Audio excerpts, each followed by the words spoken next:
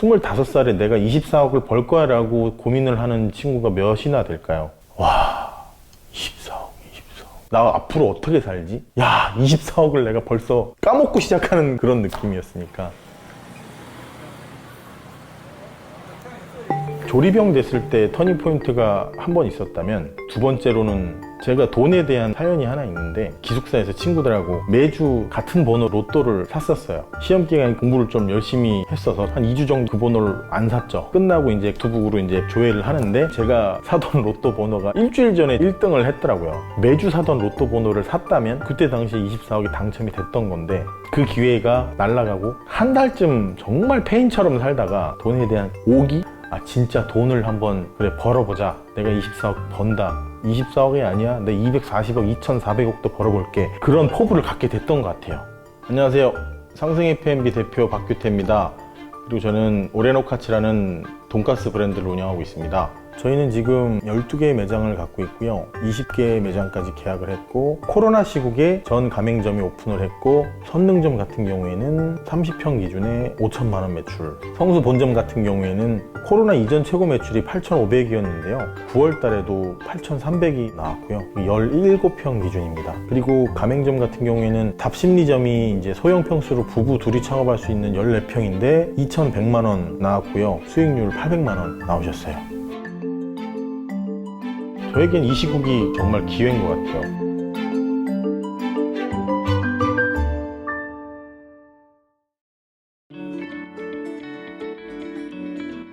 저는 그냥 솔직히 어렸을 때부터 돈에 미쳤다기보다는 좀 뭔가 하면서도 의미 있고 재밌게 하는데, 남한테 죄 안 지면서 최대한 돈을 어떻게 하면 많이 벌 수 있지라는 고민을 했던 것 같아요. 뭘 해먹고 살아야 되는가에 대한 고민을 한창 하다가 제가 23살에 군대를 갔거든요. 인생의 방향을 잡고 왔죠, 군대 가서.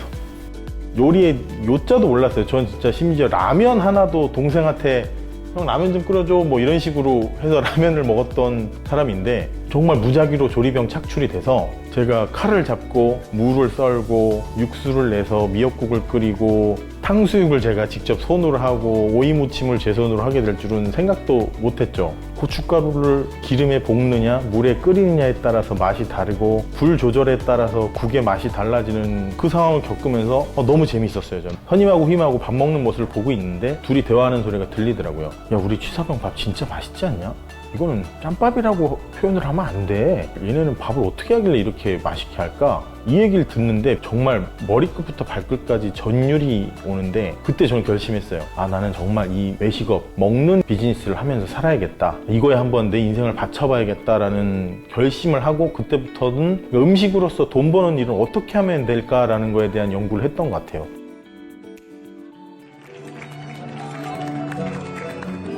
결혼도 사실 빨리 할 생각 없었는데, 뭐 연애 당시에도 나는 언젠간 장사를 꼭 할 거다라는 얘기를 해왔었는데, 결혼식 준비를 다 해놓은 상태에서 결혼식을 하자마자 잘 다니던 대기업을 그만둔다 그렇게 말을 하니까 파혼이 날 뻔한 상황까지 갔었죠.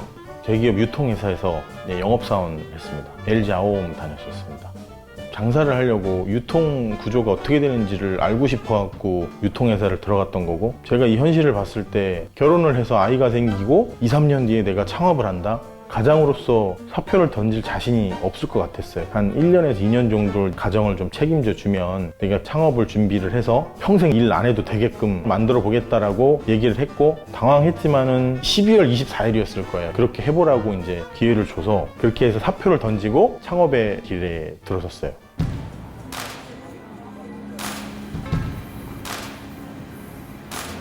그렇게 이제 호기롭게 와이프한테 얘기를 하고 1년 하고도 6개월이 지나니까 창업이라는 결정, 이게 그냥 정말 현실로 다가오더라고요. 입지나 상권 분석에 대한 공부를 하고 장사에 대한 공부를 했지만 이걸 저지를 깡이 없던 거죠. 자신감을 잃었어요. 그러다가 이제 우울증도 왔고, 시간이 지나고 와이프 눈치도 보이고, 제가 자존감을 상실을 하고 한강다리를 갔었어요. 정말 죽을 생각을 하고 가서 그냥 혼자 한참을 울다가 집에 오고, 또 자존감을 잃는 날이면 한강다리 앞에 가서 한참을 울다 오고, 그러다 정말 멘탈의 끝을 보고 나니까 기복이 없어지더라고요. 그래서 그때 아, 이제는 내가 그래도 준비가 됐구나 하고 첫 매장을 저질렀죠. 그러니까 저도 창업을 어렵게 했지만 진짜 그 건물주한테 계약금 넣고 계약서에 사인하는 그 과정이 정말 무서운 건데, 그 확신을 갖고 이 매장은 잘 돼라고 도장 찍는 사람이 몇이나 될까요? 진짜 어려운 분들 많겠지만 저는 지금이 기회라고 생각하는 이유가, 건물주하고 원래는 월세 좀 깎아주세요, 택도 없어요. 보증금 좀 깎아주세요, 택도 없는데 지금 시국엔 보증금도 가능하고 월세도 낮출 수 있고 심지어 무권리다. 그럼 시설비가 들어가잖아요. 시설 공짜로 하고 들어가는 거잖아요. 물론 요즘 배달 프랜차이즈가 뜨지만은 오프라인 매장 같은 경우에는 입지를 기반으로 하는 게 대부분인 매장들이라 저는 입지가 95% 이상이라고 생각을 해요. 매장 자리, 보증금이 얼마고 이 입지가 이 월세에 맞는 자리인가, 장사가 될 자리를 들어가서 장사를 해야 그 식자재가 빨리빨리 소진해서 신선한 음식이 제공이 되는 거고, 묵혀있던 게 그 다음날 손님한테 나가지 않는 상황이 되는 거, 내가 이 매장 이 평수에서 어느 정도의 매출을 뽑아낼 수 있는가에 대한 판단, 그게 제일 중요한 거 아닐까. 제 브랜드 믿고 따라주시는데 잘못되면 안 되잖아요. 내가 뭘 할 줄 알고 내가 확신이 서야 할 수 있을 것 같아서 그렇게 악착같이 마케팅 수업이든 상권 수업이든 부동산 수업이든 공부를 했던 것 같아요. 진짜 저는 상권을 보고 간판 보고 다니는 게 취미인데, 매장은 다 컨디션이 다르고 점주의 성향도 다르고 그 건물 컨디션도 다 다른데 이만큼 놓칠 수 있는 한 부분까지 디테일을 챙겨드리면 매장 더 잘 될 수 있는 거잖아요. 그런 것 때문에 저 공부하는 것 같아요. 서울에는 업종이 다양하잖아요. 그래서 더 공부가 돼 있기 때문에 김해나 포항, 대구 이런 데 아무리 지방에 저를 떨어뜨려 놔도 저는 부동산 몇 군데 들어가서 월세 평당 얼마인데 유동인구가 얼마고 점심 저녁 딱 와보면 사이즈 나오는 거거든요. 그럼 여기 오픈하시면 안 돼요, 사장님. 여기서 큰 재미 볼 생각하시면 안 돼요. 저 이렇게까지 얘기하니까. 그렇게 해서 저를 믿고 계약을 하셨다. 그럼 저는 그날부터 그냥 자리 알아보러 다니고 최대한 좋은 자리를 일단 같이 찾죠. 그 동네 부동산까지 다 같이 돌면서 제가 하루 발품 팔아서 하루만 그냥 거기 가서 그 동네 한번 보고 여기는 안 돼요 라는 한마디면 어떤 누군가 전 재산을 날릴 수 있는 거를 제가 지켜준 걸 수도 있잖아요. 사실 정말 그런 데 없어요. 저희 회사 직원들이나 인테리어 소장님이나 주방업자분들 맨날 웃으세요. 야, 박 대표님 그거 언제까지 그렇게 자리 다 일일이 봐주고 다니나 내가 본다 이러시는데, 저는 그거 끝까지 할 거예요. 끝까지 할 거예요. 끝까지. 네. 저희 브랜드 저 진짜 오래 하고 싶거든요. 문의 정말 많이 왔는데 외식업 경험 처음이시냐 물어봐요. 해본 적이 없다고 하세요. 그냥 이 시국에 얘네는 왜 잘 되나 궁금해서 연락을 하신 거 아니면, 아, 우리 법인에 돈이 좀 남는데 이거 우리 오토로 굴릴 건데 어떻게 될까요? 대부분 전 여태까지 다 돌려보냈어요. 저희 브랜드 망가지거든요, 그런 분들이 운영하면. 저도 창업을 너무 어렵게 해서 얼마나 간절한지 알거든요. 저는 이게 직원들한테 그렇게 얘기를 해요. 어떤 50대 남성분이 전 재산을 들고 오셨어. 나 같은 사람도 할 수 있어요? 라고 물어보러 오신 건데, 그 집에 전 재산인 돈을 우리한테 맡기셔서 오레노카츠를 하신대. 그런 분한테 아무 자리나 대충 가게를 오픈시켜주면 그분은 망해서 혹여 잘못된 생각을 하시면 그거 우리가 살인자인 거다. 그렇게 안 되게끔 최선을 다해서 우리는 그 매장을 최대한 잘 되게끔 도와드려야 된다. 그렇게 말을 하거든요. 근데 그게 점주님한테 좋은 일이냐? 아니죠. 제 브랜드 점점 더 커져가고 이렇게 만들어가다 보면 궁극적으로 오래가는 브랜드가 만들어지지 않을까요? 대표님과 같이 지금 3년이 조금 넘었는데, 그 시간 동안 제가 옆에서 본 대표님은 기본적으로 가맹 점주가 살아야 본사가 산다라는 그런 생각을 가지고 계세요. 대표님은 처음에 제가 생각하던 사장님의 이미지와는 너무 달랐고요. 일단은 젊으셨고 이야기가 잘 통하고 되게 저랑 마음이 잘 맞았어요. 제가 꿈을 꾸고 있었던 거, 대표님이 똑같은 목표를 가지고 계셨고 저보다 2걸음 3걸음 먼저 앞에서 걸어가고 계셨던 분이기 때문에 그런 부분에서 제가 배울 점이 되게 많았었어요.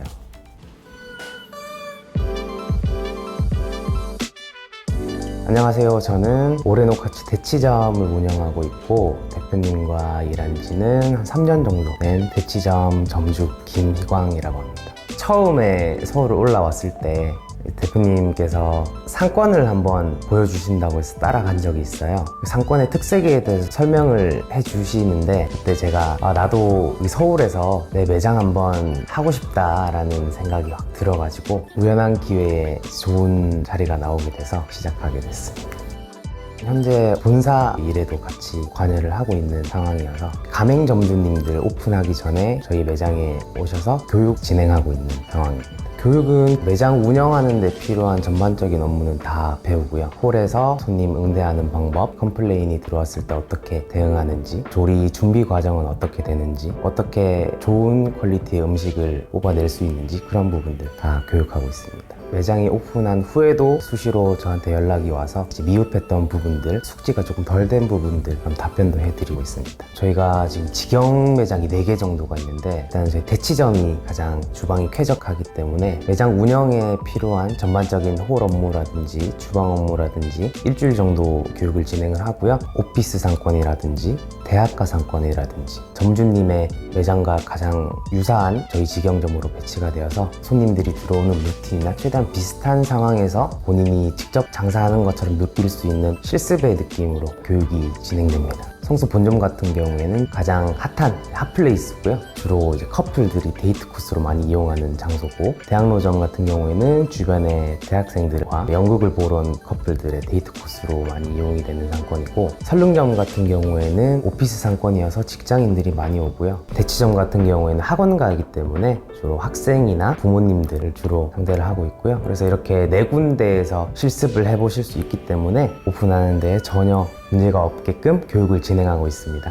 지금도 이제 교육을 진행함에 있어서 어떻게 하면 가맹 점주들이 오레노카츠의 특성을 가장 잘 살려가지고 성공한 매장을 만들 수 있을까라는 고민을 제일 많이 하고요. 직원들 중에도 이제 매장을 하고 싶다, 장사를 하고 싶다라는 친구들이 있으면 대표님이 저한테 해줬던 것처럼 저도 이제 열심히 알려주고 있고요. 저도 사실은 여기서 일을 하다가 제 매장을 오픈한 경우고, 답심리점을 운영하고 있는 점주님이 원래 성수 본점 점에서 근무를 하시다가 본인 매장을 차린 케이스예요. 안녕하세요. 저는 대표님하고 한 2년 정도 같이 일하다가 이번에 오레노카츠 답심리점을 창업하게 된 이준영 점주입니다. 저희는 이제 보통 항아리 상권이라고 하는데 그 안에서만 돌고 돈다고 하죠. 이제 주변에 아파트 단지가 굉장히 많습니다. 어린애들은 거의 없고 보통 이제 30대, 40대 아기 엄마들, 60대, 70대 부부 그런 손님들이 입소문이 되게 빠릅니다. 여기 맛있다, 여기 맛있다 하다 보니까 점점 오시는 분들도 많고, 보통 음식점들이 3일 내지 4일 동안에 이제 월세를 뽑으면은 평균치 하는 매장 이렇게 알고 있는데, 어제 같은 경우는 하루만 운영을 했는데도 월세 한 반 정도 매출이 나와서 오픈 5개월 만에 최고 매출을 찍었어요. 퇴근길에 기분이 좋아서 치킨 사들고 갔어요, 집에. 저희 같은 경우에는 브랜드의 가장 큰 장점, 일반적인 프랜차이즈가 아닌 정말 맛집으로 시작한 프랜차이즈인 거. 일반적인 돈가스 집은 모짜렐라 돈가스인데 저희 오레노카츠만의 시그니처 메뉴가 있죠. 체다 크림치즈 카츠.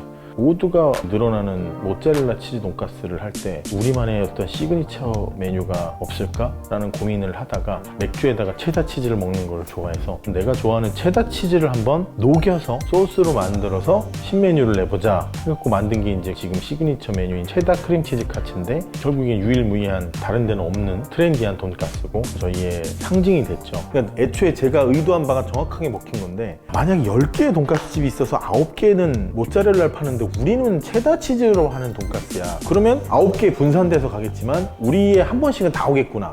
말도 안 되게 노란 이불을 덮었다라는 표현과 함께 뭐 가을이 왔네 이런 표현으로 인스타에 도배가 되고, 그러니까 대한민국 최초라는 게 가장 중요하지 않을까.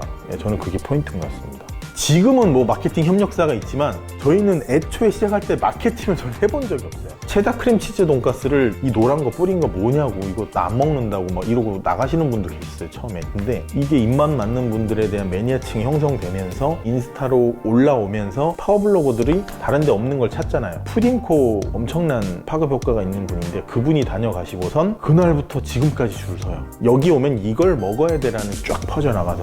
저희 자랑 좀 하자면 너무 그냥 감사한 건데, 지금 이 시국에도 저희는 좀 돼요. 성수 본점, 선능점, 대학로점이 한창 코로나 심할 때 오픈한 매장들이죠.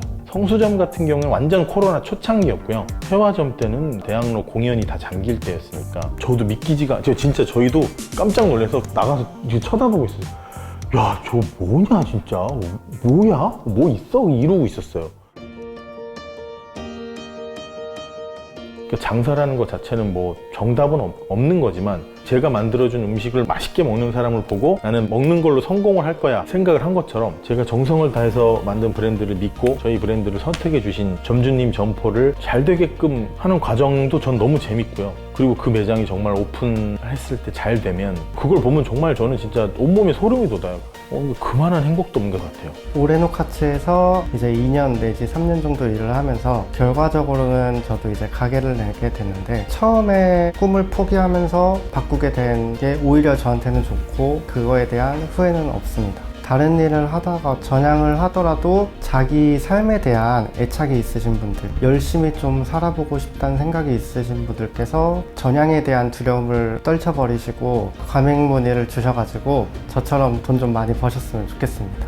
저는 예전에도 그랬고 지금도 그렇고 앞으로도 대표님에 대한 신뢰가 너무 강하고요. 매장을 고르는 안목이라든지 사업적으로 내가 어떤 식으로 진행을 해 나가야 되는지, 확장을 해 나가야 되는지, 독립을 하지 않아도 제 능력을 충분히 활용을 할 수 있게끔 상황을 만들어 주시는 그런 부분들이 대표님과 같이 할 수 있는 원동력이 된 것 같아요. 저는 그냥 진짜 바라는 거 없고요. 제 브랜드 선택하고 오신 분들, 그리고 저희 직원들, 앞으로 함께할 점주님들 다 같이 돈 많이 벌고 서로 의지해 가면서 잘 먹고 잘 살 수 있는 환경 만들고 싶어요. 다 행복했으면 좋겠어요.